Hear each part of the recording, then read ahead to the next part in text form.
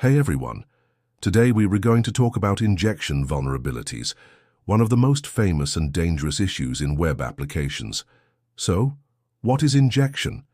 Injection happens when an application takes user input and directly sends it to a system, like a database or an operating system, without checking or cleaning it.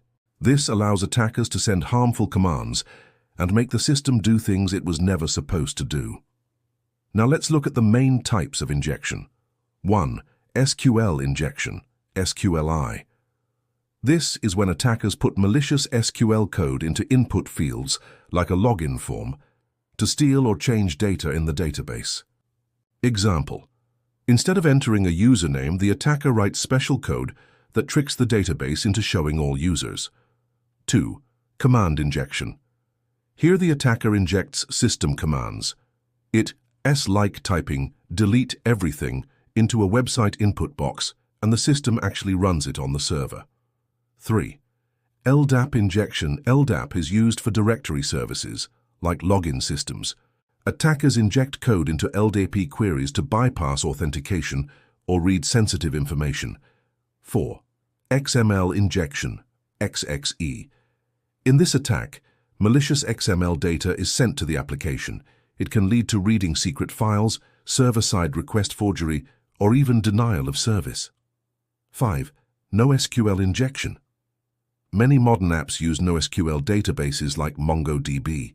If inputs are not validated, attackers can inject queries and gain unauthorized access to data. 6. Cross-site scripting, XSS. Some people also consider XSS as an injection type. Here, attackers inject malicious scripts into web pages, and when other users visit the page, the script runs in their browser, often stealing cookies or sessions. 7. Email header injection. This happens in contact forms or email services.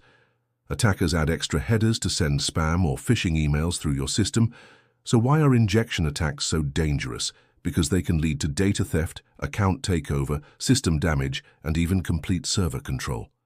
That's why injection vulnerabilities are always high on the OWASP top 10 list. The best way to prevent them is by validating input using parameterized queries and never trusting user data directly.